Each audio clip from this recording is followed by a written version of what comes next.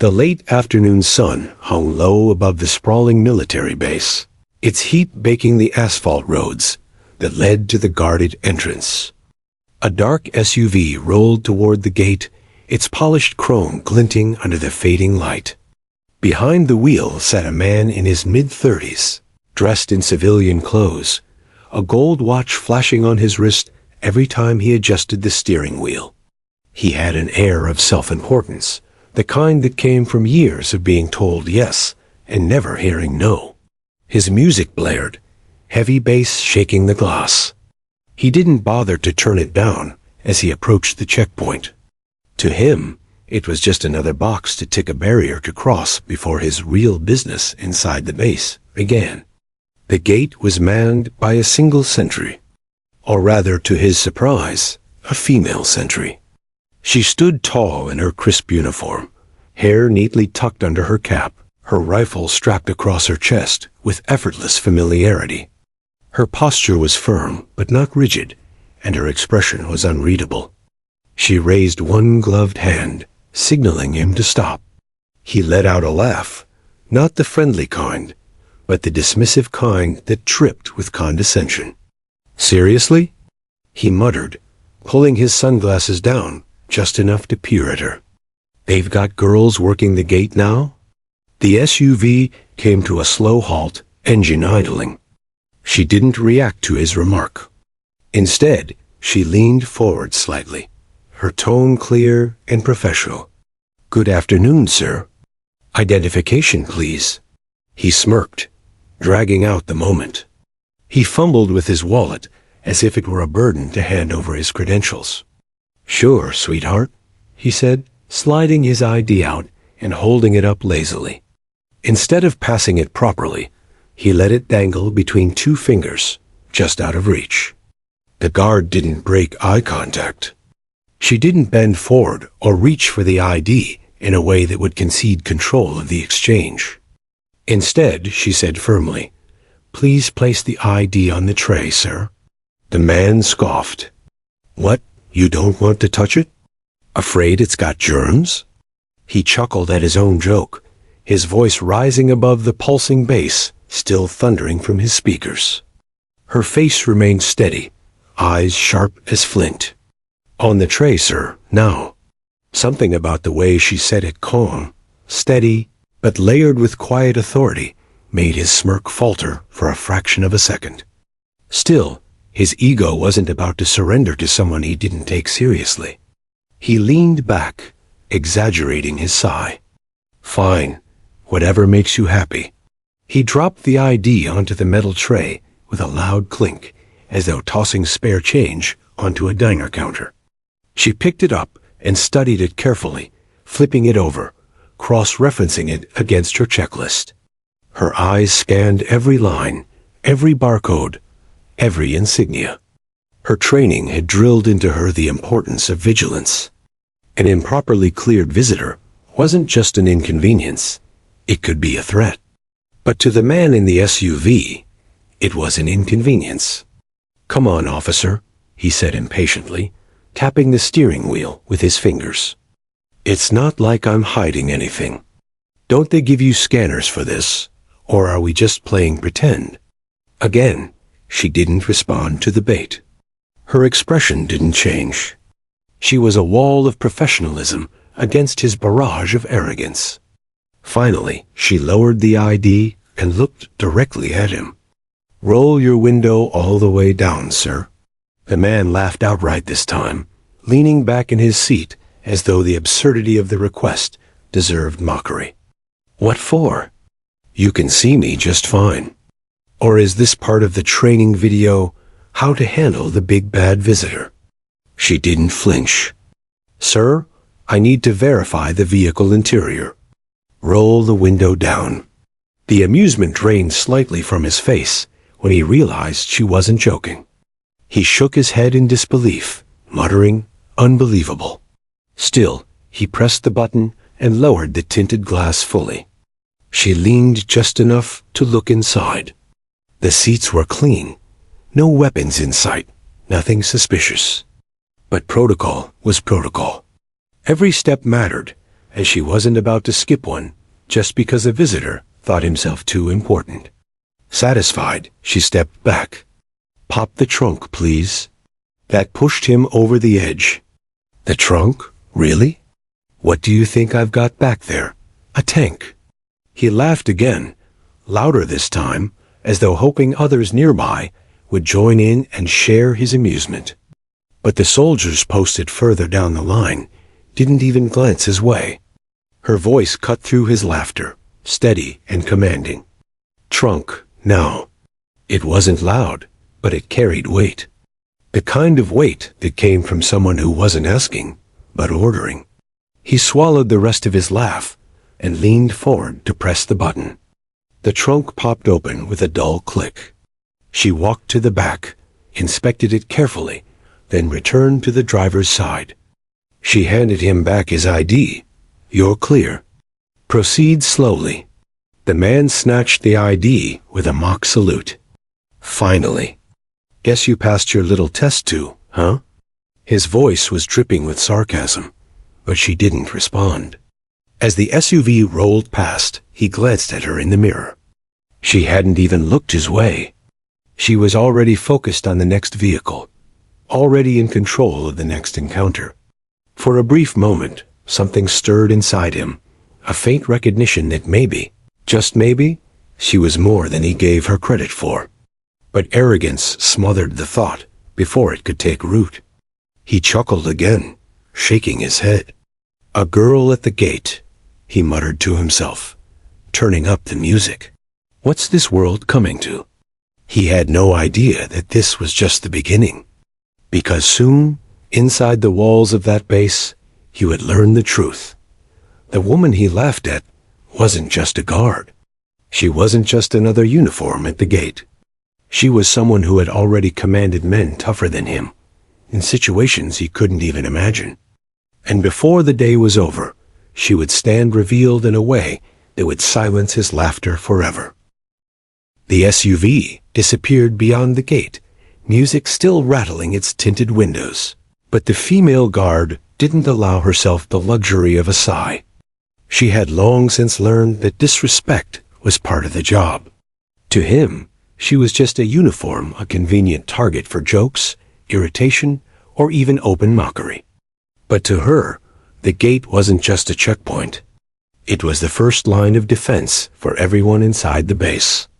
She stood tall, shoulders squared, her weapon resting against her chest. Another car rolled up, and she snapped back into form, her voice unwavering as she issued the same orders she'd given 1,000 times before. To outsiders, it was just routine. To her, it was ritual and act of discipline that reminded her why she wore the uniform in the first place. Behind the discipline, however, was memory. She could still hear her father's words the day she graduated from Officer Candidate School. "You'll have to work twice as hard for half the respect. Don't expect it to be fair." He had served 2 tours overseas himself, knew the weight of the flag, the sting of bias, and the pride of earning your place in a world that measured you by what you did, not what you looked like. And he had been right. From the very beginning of her career, she'd felt the weight of skepticism. During training, she'd seen the raised eyebrows of fellow recruits who doubted she could keep up with the runs, the drills, the endless marches. She had seen the looks of surprise when she didn't fall behind. And later, she had seen the respect silent, grudging at first, and real when she excelled. But respect was never permanent. Every day brought new tests, new eyes, new doubts. At the gate, it was no different. Civilians came in all shades of arrogance, but there was something particular about being dismissed not for your skills, but for your gender. Still, she didn't let it bother her. Not outwardly. The trick was to remain steady, professional, to treat every man and woman exactly the same. If she let arrogance get under her skin, she lost not just her composure, but her authority. And authority at a military gate wasn't optional. It was absolute. She shifted slightly, adjusting her weight, her eyes scanning the line of approaching vehicles. Each car was a potential risk. Every ID could be false, every trunk a hiding place. She knew the statistics, the briefings, the reminders of what could slip through if vigilance lapsed for even a second. The SUV driver's mocking tone still lingered faintly in her mind. Didn't know the army was hiring mall cops. It wasn't the first time she'd heard something like it. It wouldn't be the last. She had heard worse in the field, sometimes from those who wore the same uniform as she did. But she also knew something the arrogant man did not. Her authority was not built on how she looked, or how others perceived her. It was built on years of training, missions that had tested her grit, and the trust of the men and women who had served under her command. She was more than a sentry at a gate. She was a leader, a soldier who had earned her stripes, her rank, and the salutes of warriors far tougher than the smirking civilian who thought he was clever. Her radio crackled softly in her ear. A routine update from command. She acknowledged it with a crisp response, her voice steady, betraying none of the thoughts running under the surface.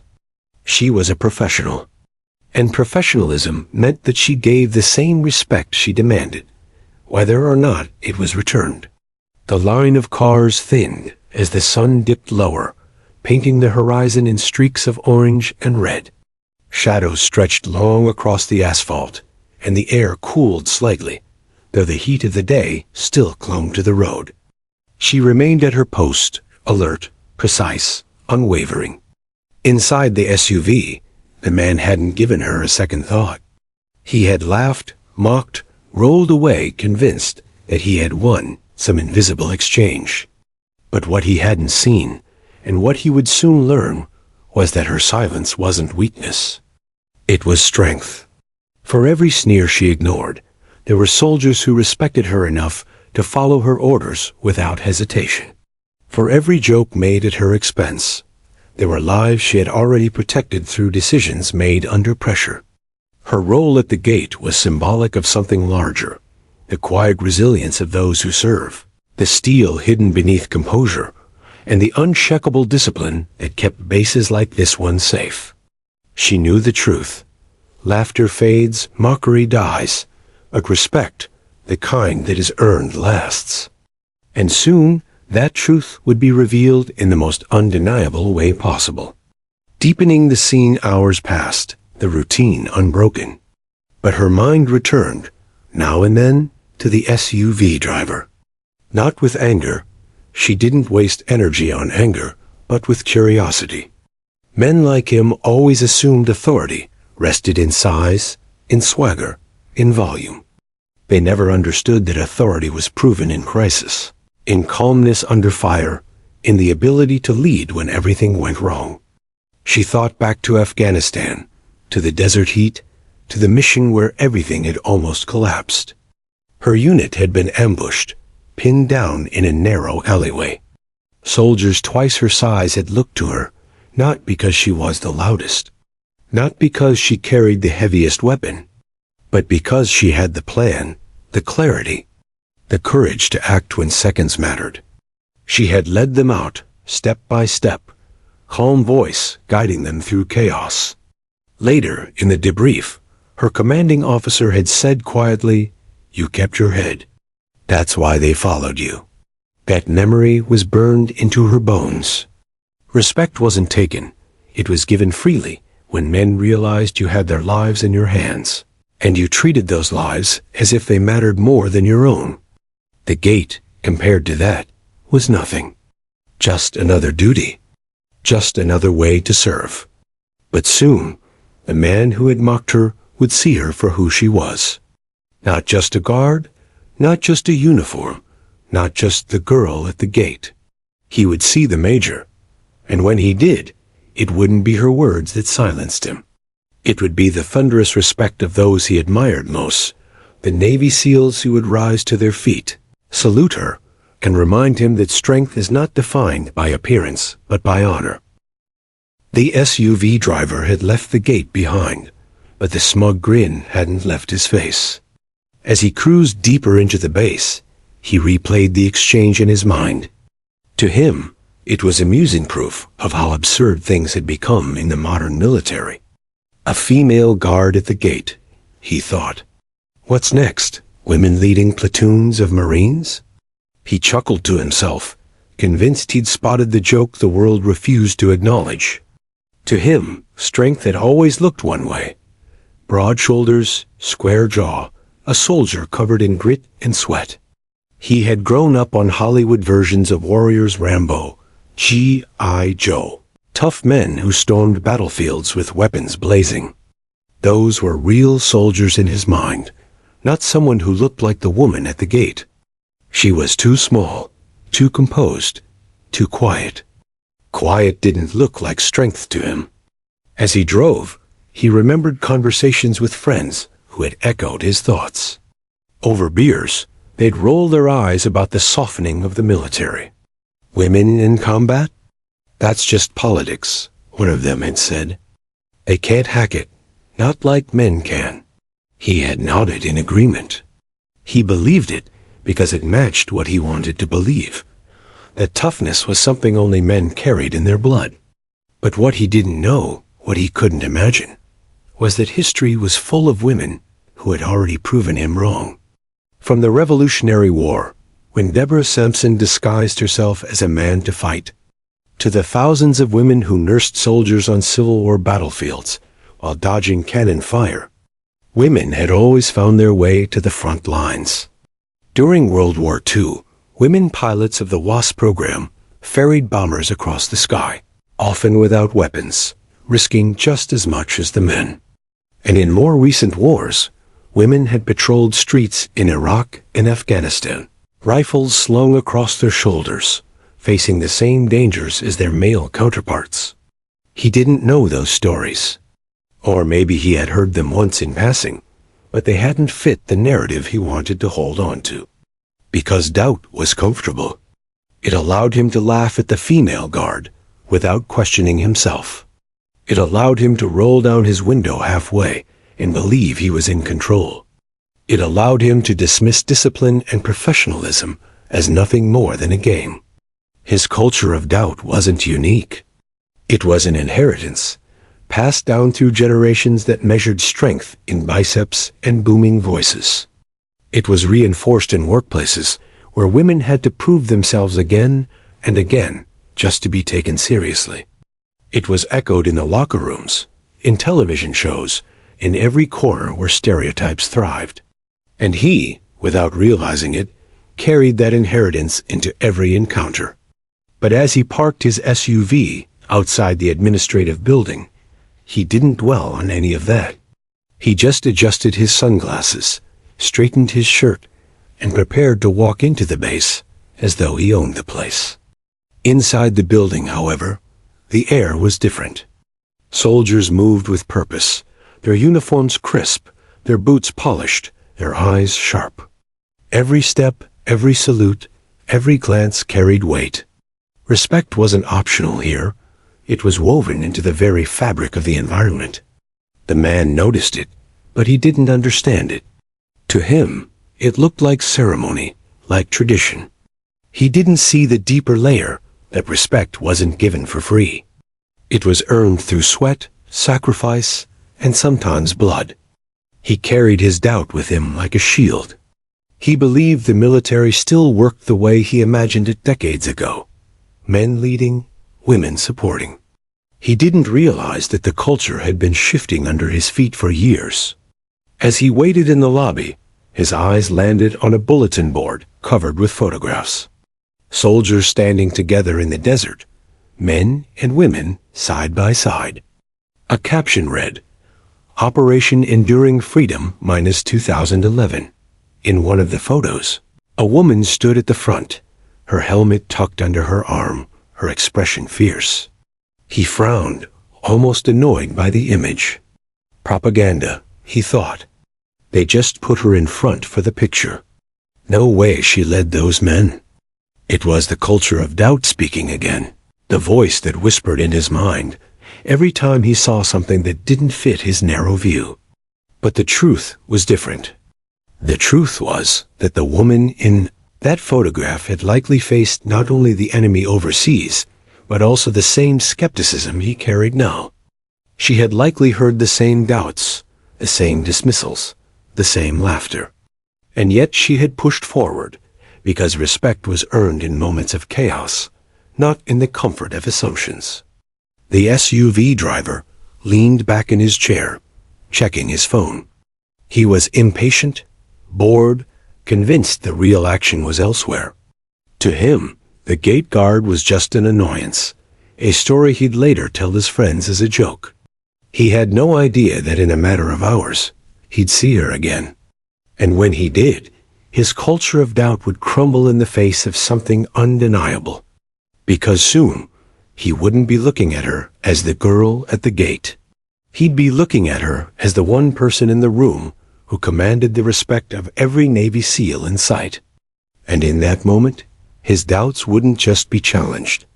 They'd be shattered. Deepening the narrative, the female guard, meanwhile, remained at her post, unbothered by the man's mockery.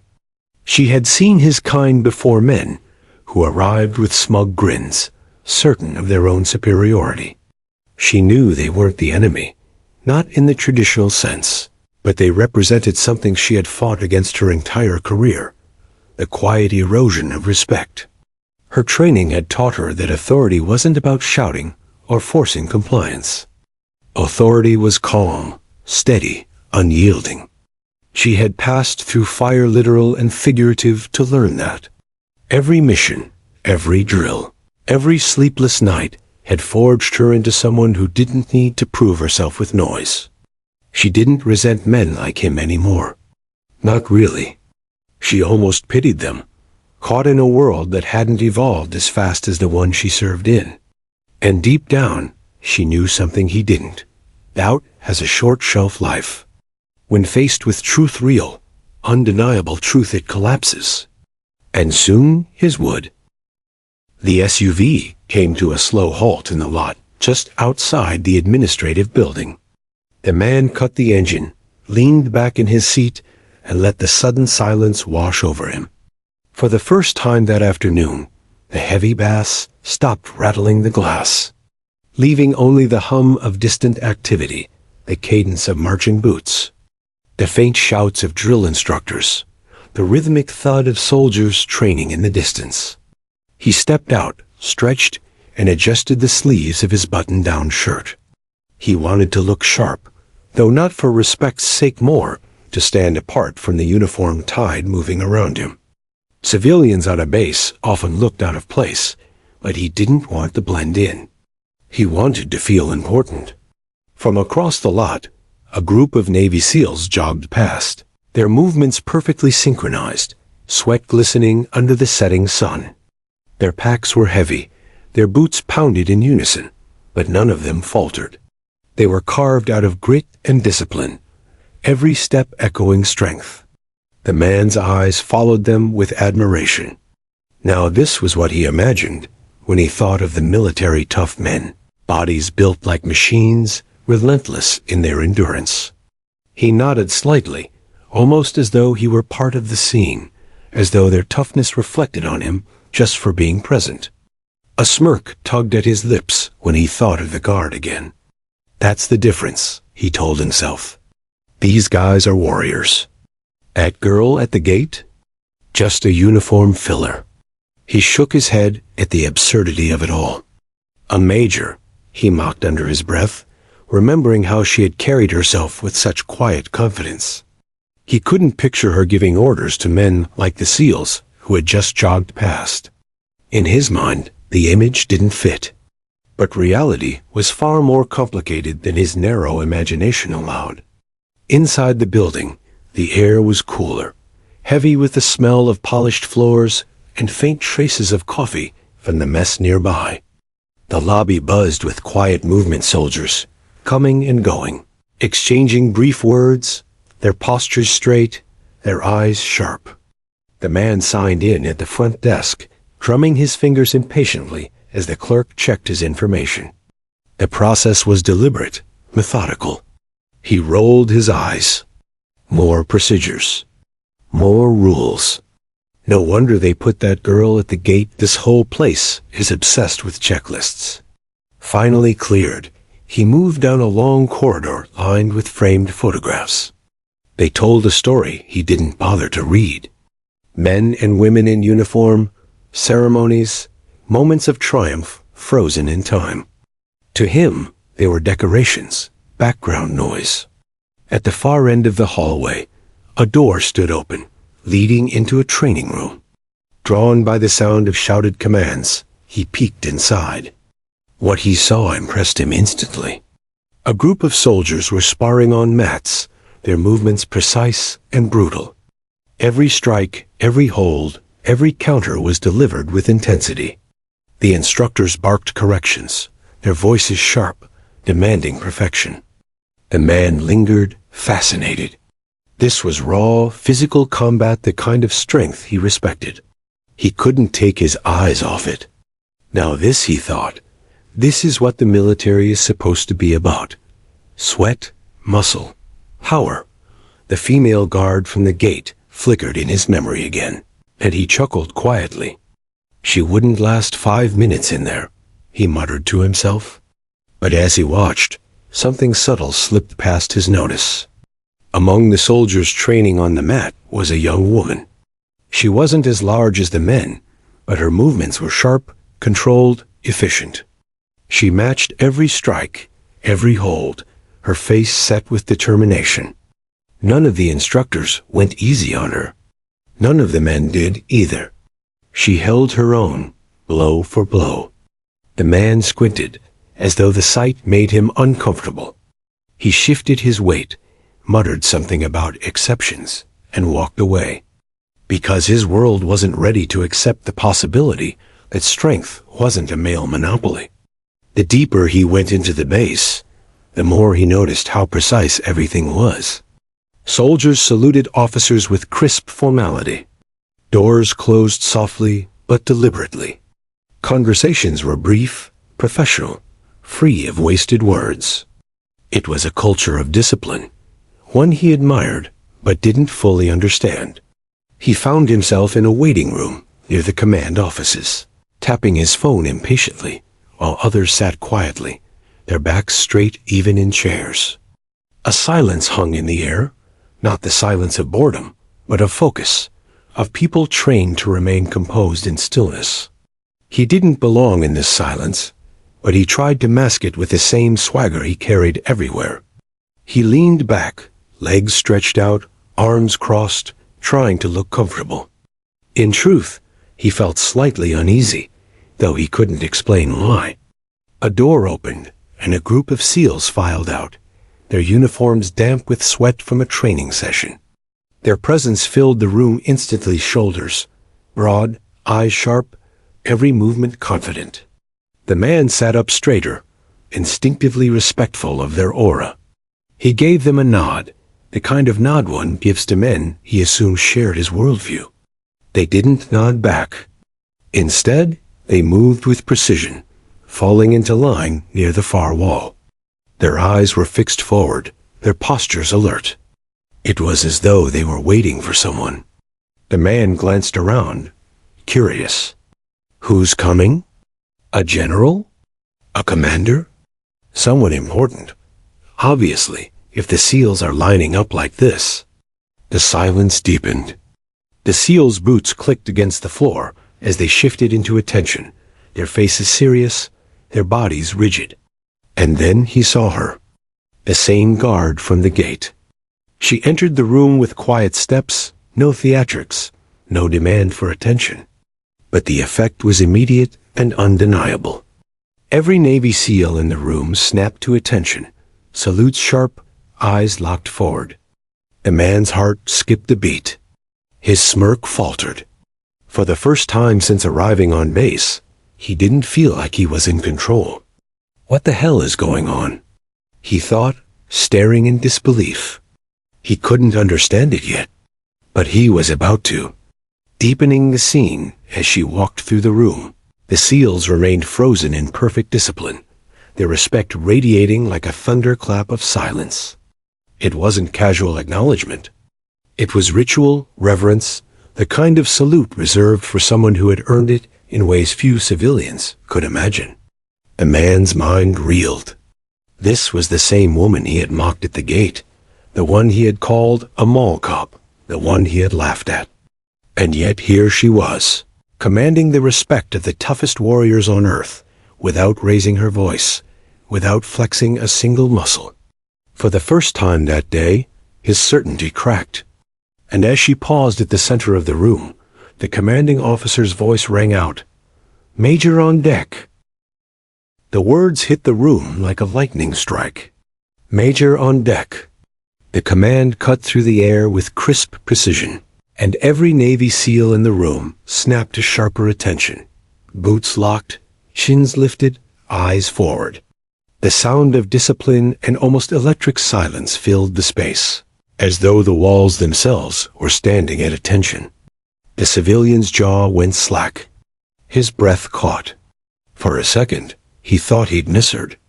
Surely, they weren't saluting her, the same young woman at the gate, the one he had mocked, dismissed, laughed at.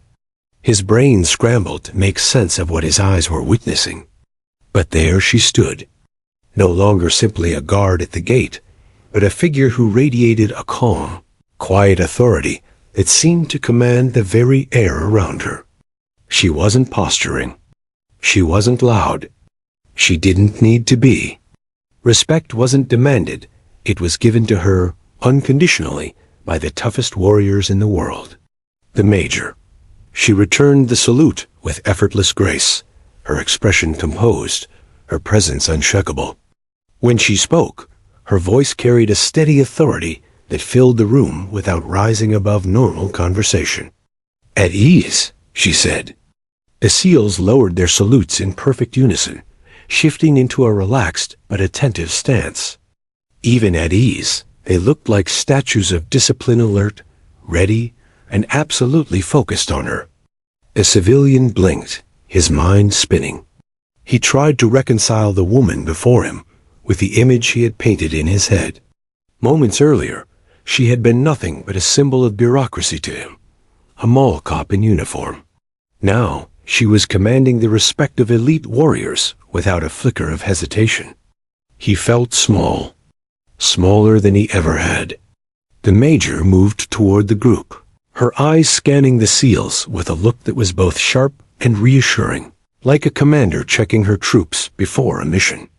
She spoke briefly with one of them, her tone calm, precise, but with an undertone of steel. The man noticed how even these giants, men with reputations carved out of fire and grit, listened to her with undivided attention, nodding at her words as though they were carved in stone. There was no resistance, no questioning, no ego. The SEALs revered her, and it was then that the man began to feel the sting of his own arrogance. He remembered his mocking tone at the gate. "What are you, the mall cop?" The memory made him wince now. He had dismissed her without a second thought, judged her by her appearance, by her gender, by the simplicity of standing at a checkpoint. He hadn't seen the uniform for what it was, a mantle earned, not given. His smirk was gone. His certainty was gone.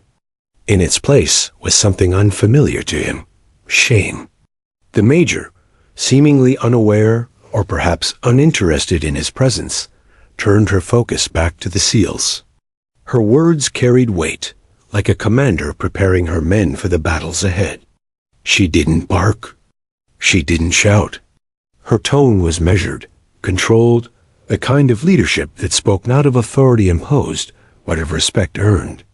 When she finished, the SEALs responded in unison. "Yes, ma'am." The sound reverberated through the room, strong enough to rattle the man's chest. It wasn't just compliance. It was loyalty. And in that moment, he realized something profound. Leadership wasn't about volume, or swagger, or raw muscle. It was about respect that came only through sacrifice, through proving oneself time and again, in ways most civilians would never understand. The Major turned to leave, her stride confident but unhurried. As she passed, her eyes briefly flicked toward the civilian. For a split second, their gazes met. She didn't glare. She didn't smirk. She didn't even acknowledge the mockery he had thrown at her earlier. She didn't need to. The silence between them carried a weight heavier than any lecture could. Her eyes said it all. You judged me. And you were wrong. And then she was gone, disappearing down the hallway as the SEALs returned to their duties, leaving the man standing in the corner, small and invisible, in a world that suddenly felt far larger than him. The weight of realization, he sank into a chair, running a hand through his hair. His thoughts tangled in a storm of embarrassment and reflection. For years, he had carried an image of the military, shaped by movies, stereotypes, and his own ego. He had believed that strength was measured by muscle, that authority belonged only to men with booming voices and hardened jaws. But what he had just witnessed shattered all of that. Strength wasn't loud. Real strength was quiet, steady, and undeniable. Real strength didn't demand, it commanded, naturally, through actions, not words. And respect, he realized, wasn't about fear. It was about trust. The Major had it in spades. He thought about the SEALs again, about how quickly they had snapped to attention when she entered. These men were legends, feared and respected across the world. Yet to them, she wasn't just an officer. She was their officer. She had earned her place among them, not in spite of being a woman, but simply because she was a soldier who had proven herself time and time again. And he had laughed at her. The shame burned deeper. He left the building in a haze, stepping back into the evening air. The base felt different now. Every soldier who walked past carried an aura he hadn't noticed before. Each salute, each nod, each precise movement, it all spoke of a world he had been blind to. He thought back to the gate again, to how casually he had dismissed her, how arrogantly he had treated her role. He realized now that the gate hadn't been a mere checkpoint. It had been his first test, one he had failed miserably. Because the woman at the gate wasn't a guard. She was a major in the United States military, a leader trusted by warriors he could never hope to emulate. And he had laughed at her. As he reached his car, he paused, staring at his reflection in the window. For the first time, he didn't like what he saw. The arrogance, the bravado, the smugness, all of it looked shallow now, like a cheap mask he had been wearing for too long. He let out a long breath, leaning against the door. The experience had cracked something inside him, something that wouldn't easily mend. He knew he couldn't undo the words he had spoken at the gate, but perhaps, he thought, he could learn from the lesson the day had handed him. Maybe, for once, he could shut his mouth and open his eyes. The Major's presence lingered in his mind long after he drove away. Her calm authority, the way the SEALs respected her without hesitation, it was a vision he couldn't shake. It humbled him in ways nothing else had before. And deep down, though he would never admit it out loud, he felt a spark of gratitude. Gratitude for the lesson. Gratitude for the glimpse of what true strength really looked like. For the first time in a long time, he didn't feel like laughing. He felt like listening. The man drove away from the base that evening, but his thoughts didn't stay in the present. His mind kept circling back to the Major. Who was she? What battles had she fought? What story lay behind those calm, steady eyes that made hardened warriors stand like statues at her presence? He couldn't know the details then, but her story was already etched into the fabric of the base, whispered in the halls, carried in the respect of those who had served beside her. And it was a story of fire, blood, resilience, and recovery. Before the title years before she stood at that gate in quiet command, she had been a cadet with a dream. The daughter of immigrants, she grew up with a belief that service was the highest form of gratitude to the country. That had given her family safety and opportunity. Her early years in the military weren't easy. In a world dominated by men, her presence was constantly questioned. She heard the whispers. She won't last. She's just filling a quota. She doesn't belong here. But she never answered those doubts with words. She answered with work. While others slept, she trained. While others did the bare minimum, she pushed for more. Runs in the rain. Push-ups until her arms shook. Study until her eyes burned. She carried every doubt thrown at her like weight on her back, and with each repetition, each drill, she grew stronger, not just in body, but in will. And soon, the whispers began to fade. Baptism by fire. Her first deployment was to a conflict zone that few Americans even remembered by name. A dusty land of endless heat, where danger hid in every shadow. She wasn't sent to the front lines at first. Commanders often underestimated her, but war has a way of finding everyone. One day, it found her. The convoy she was assigned to was ambushed on a narrow road, insurgents hidden in the rocks above.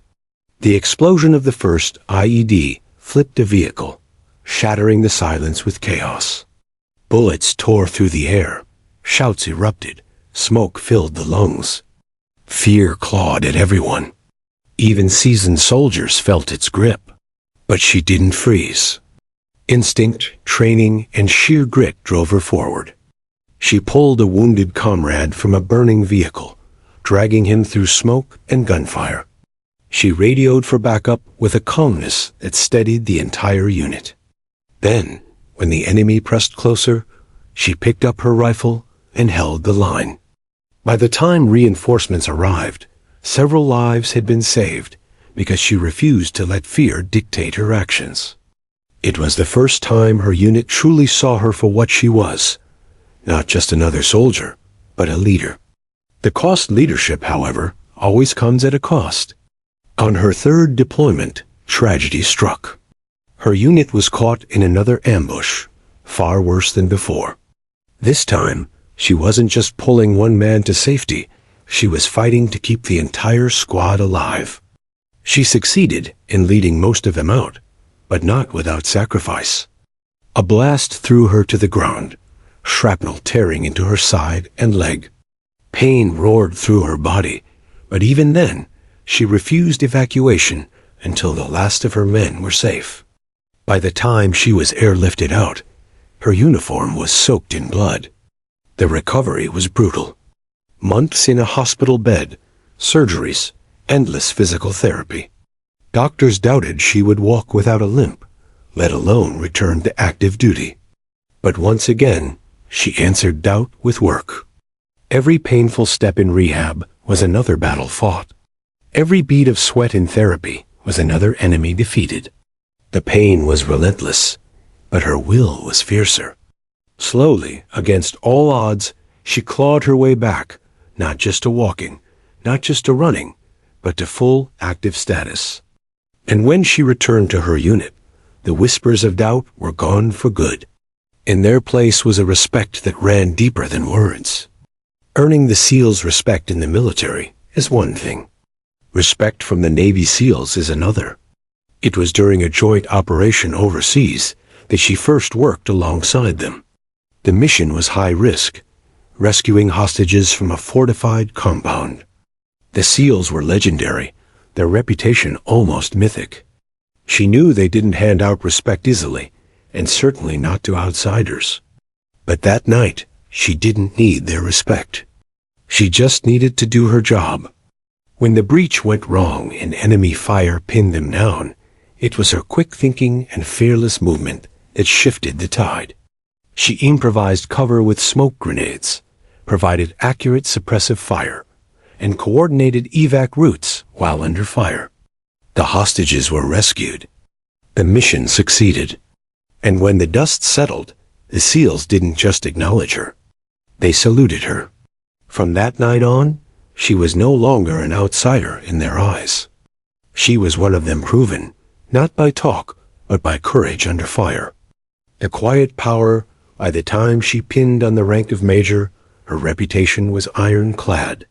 Soldiers who had served under her told stories of her bravery, her calm under pressure, her refusal to abandon anyone no matter the odds. But what set her apart wasn't just her combat record. It was her humanity. She wasn't the kind of leader who barked orders from behind a desk. She ate with her soldiers. She listened to their fears. She remembered their families' names.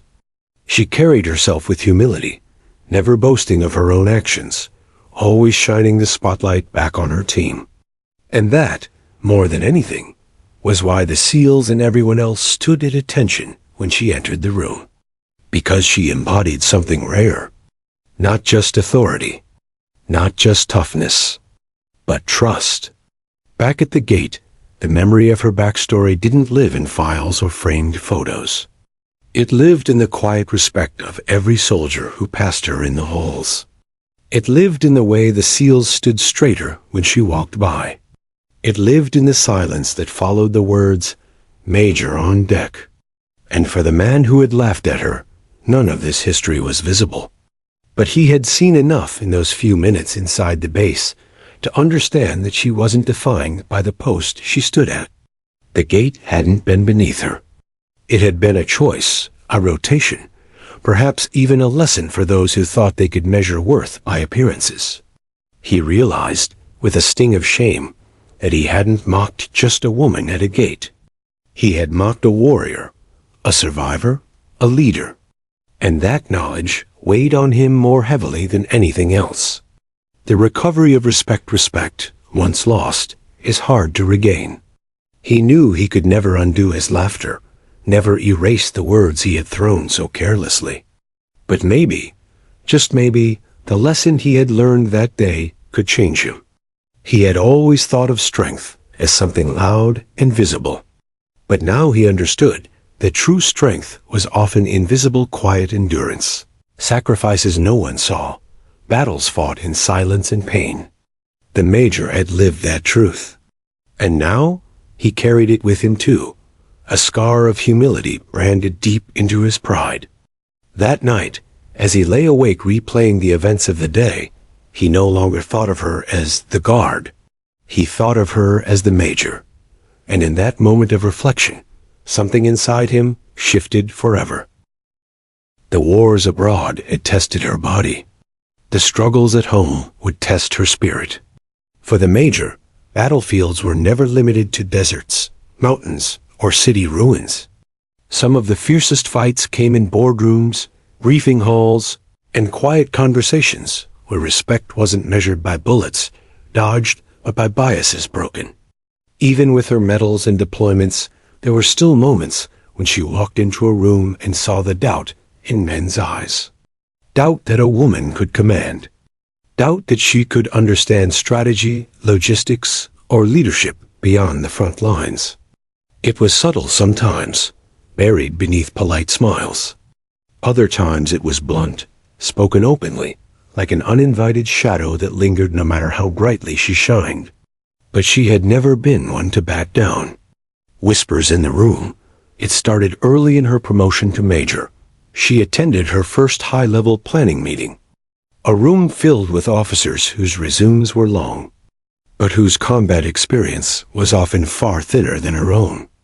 The room grew quiet when she entered. Some greeted her warmly, but others offered stiff nods, their eyes flicking to one another in unspoken judgment. One colonel leaned back in his chair and whispered to another, just loud enough for her to catch, "Guess the quotas are working overtime these days." The words stung not because they were true, but because they were so far from the truth. She wanted to snap back, to list the names of the men she'd pulled from burning vehicles. The scars etched into her body, the endless nights she'd spent pushing herself to recover when doctors said she couldn't. But she didn't. Instead, she sat down at the table, spread her papers. And when the meeting began, she spoke with the same calm clarity she always carried. She outlined tactical assessments, casualty estimates, supply chain vulnerabilities. Every point was precise. Every suggestion rooted in experience that couldn't be faked. By the time she finished, the room was quiet, not with mockery, but with respect. The colonel who had whispered had no words left. A different kind of war combat zones demanded physical toughness. But the war at home demanded something else: patience, restraint, and a kind of courage that didn't come with weapons. There were moments when soldiers returning from deployments would look past her in conversations, addressing male officers who hadn't even been there. Moments when she would make a point, only to hear it repeated by a man minutes later, and suddenly it was hailed as a great idea. It was infuriating, but she never let anger consume her. Instead, she let her work speak. Every report, every mission plan, every soldier she mentored became part of her answer. Slowly, the tide shifted. Doubters became believers, not because she shouted louder, but because she never stopped proving herself. Mentorship, one of the Major's most profound impacts, wasn't just in battle, but in the soldiers she guided. She became a mentor to younger women in uniform, many of whom faced the same doubts she once had. She told them the truth. Yes, some will underestimate you. Some will mock you. Some will hope you fail. But you don't fight bias with bitterness. You fight it with competence. You fight it by being so prepared, so reliable, that no one can ignore you. Her office became a haven for those struggling to find their place. She listened to their fears, offered advice, and, when necessary, defended them fiercely in front of those who doubted them. In time, those young women carried her lessons forward, proving themselves in their own missions, their own battles. Her influence rippled outward, reshaping the culture in ways even she couldn't fully see. The media moment, her reputation eventually reached beyond the base. One day, a journalist embedded with her unit wrote a feature about her story, her deployments, her injuries, her recovery, and the respect she commanded from the SEALs. The article spread quickly. Headlines called her the quiet warrior and the major who redefined command. The attention wasn't something she sought. She'd always hated the spotlight, but it had an unexpected effect. Parents sent letters, thanking her for being a role model to their daughters. Young recruits wrote that her story gave them courage to join. But not everyone celebrated. The article also drew criticism from those who insisted the military wasn't a place for women. She didn't respond. Instead, she went for a long run, the rhythm of her boots on pavement steady, her breath sharp in the cool air. The world outside could debate all it wanted. She knew the truth. And so did the soldiers who stood beside her. A civilian's reflection, meanwhile. The man who had laughed at her that day at the gate still carried the weight of what he'd seen. Weeks had passed, but he couldn't shake the image of the SEALs standing at attention, their faces sharp with respect. The shame had shifted into something else, reflection. He started reading more about women in the military. At first out of curiosity, then out of a need to understand. He learned about the challenges they faced, the barriers they broke, the sacrifices they made. He discovered stories of women flying fighter jets, leading infantry units, earning medals of honor. And each story deepened his realization that his arrogance had blinded him to a truth far bigger than himself. The major wasn't an exception. She was part of a long, proud lineage of women who had fought to be seen not as female soldiers, but simply as soldiers. The speech months later, the major was invited to speak at a military academy. The auditorium was packed with cadets, young men and women, on the edge of their careers, hungry for guidance. She stood at the podium, her uniform crisp, her presence calm but commanding. She spoke not about medals or battles, but about perseverance.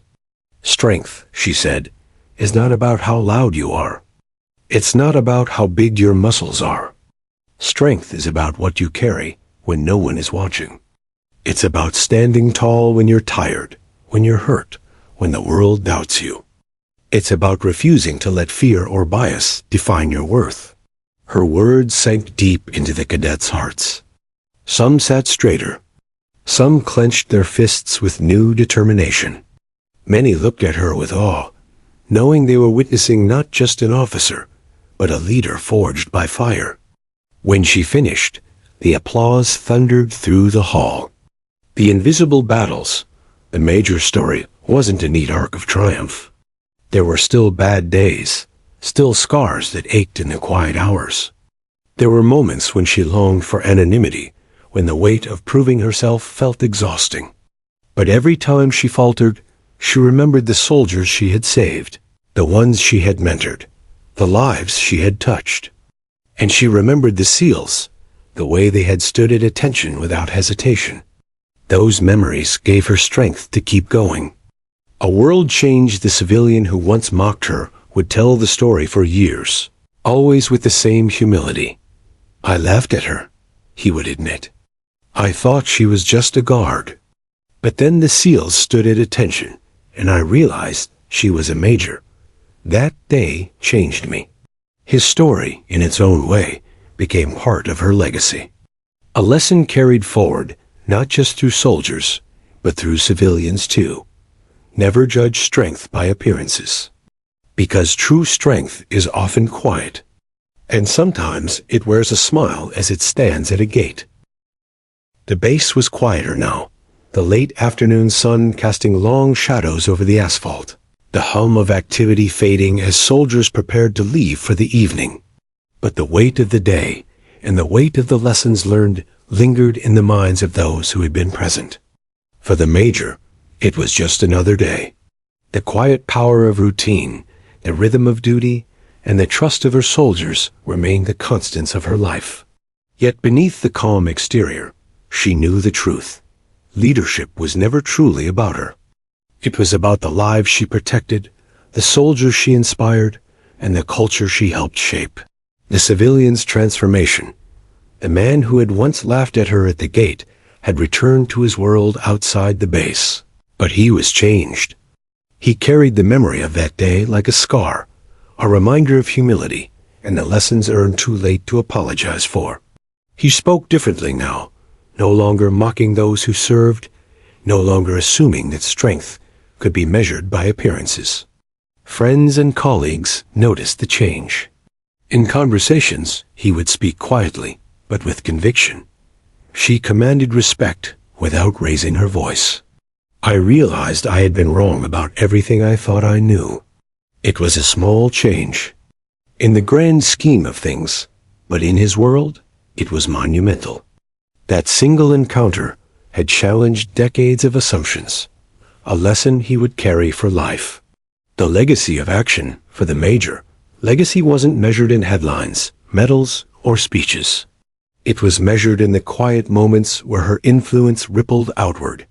She watched young cadets at the base-run drills, some struggling, some excelling, all learning.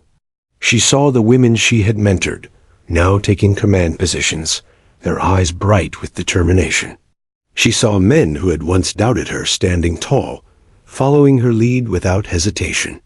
Her presence at the gate, at training sessions, and in command meetings became symbolic. It reminded every soldier who passed her that leadership is earned, not given. That courage comes in many forms. That respect must be proven, not assumed. And slowly, imperceptibly at first, the culture shifted. The stories told in barracks and dining halls changed.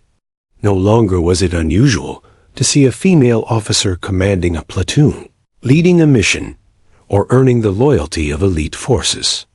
They became part of the norm, part of a military that respected competence over appearances.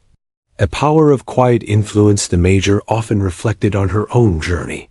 From the early days as a cadet doubted at every step, through the fires of battle, the agony of recovery, and the unspoken battles against bias, she understood the delicate balance of authority and humility.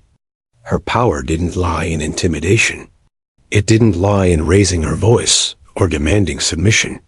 It lay in quiet consistency, in courage under pressure, and in the ability to earn trust with every decision. It was a lesson that extended beyond the military. It applied to life itself. The world often misjudged those who were quiet, those who didn't boast, those who let actions speak louder than words. But the ones who persisted, who faced adversity with grace and resilience, were the ones who left a mark that could never be erased. Mentorship and change every week. She met with new recruits, sharing her experiences and guiding them through the challenges of military life. Some were terrified of failure. Others doubted their own strength. Many wrestled with the same prejudices she had faced early in her career. She told them, "Your worth isn't measured by what people expect of you. It's measured by how you respond when the odds are against you. Stand tall, stay calm, work harder than anyone else. Prove your strength not with noise, but with action." And they listened, because they had seen the truth in her actions. They had seen her walk through fire and return. They had seen the SEALs stand at attention. They had seen the civilian humbled. Her mentorship became a bridge between generations of soldiers, shaping a new culture where respect was universal, earned through merit and courage. The civilian returns years later. The man who had mocked her returned to the base, not as a visitor, but as someone seeking to understand. He had read countless reports about her missions, her recovery, and her influence. He wanted to see for himself why the SEALs had respected her so completely. When he saw her again, standing at the gate, she didn't acknowledge him personally. She never needed to. Her attention was on her duty. But he watched her, remembering the day when arrogance had blinded him. And in that moment, he understood fully. Respect wasn't granted lightly. Strength wasn't measured by size, volume, or appearances. And leadership wasn't claimed. It was proven every single day, in every decision. He smiled quietly to himself, humbled, knowing that some lessons only reveal themselves when you're ready to truly see. The future of the Major's work was far from over. There would always be new recruits, new battles, new biases to confront. The world would continue to underestimate, mock, and test those who chose to lead with integrity. But she had learned the secret early. Strength, courage, and leadership were never about proving yourself to others. They were about staying true to your principles, performing your duty with unwavering discipline, and inspiring those around you to rise to their own potential. Her legacy was ongoing, not static. It lived in every life she touched, every mind she opened, and every soldier who followed her lead. And she understood, better than anyone, that the most profound victories were often invisible to the casual observer. The gate, once the site of mockery, had become a symbol, not of authority forced, but of authority earned. A reminder that the quietest leaders often cast the longest shadows. Closing reflection, as the sun dipped below the horizon, painting the base in warm amber, the Major stood at her post, surveying the soldiers moving past her. She saw determination, courage, and the future of the military in their eyes. Her gaze lingered on the horizon, knowing that battles, both seen and unseen, would continue. She welcomed them, because every challenge was another opportunity to lead, another chance to prove that courage and strength weren't defined by appearances. She smiled faintly, a quiet affirmation of the journey she had traveled. And as she did, she carried with her the knowledge that her story, her true story, was still being written, in the actions, choices, and courage of those who would follow in her footsteps. The gate wasn't just a checkpoint anymore. It was a testament, a symbol, a promise that no matter the odds, true strength and true leadership endure. And in that enduring truth, she found her peace.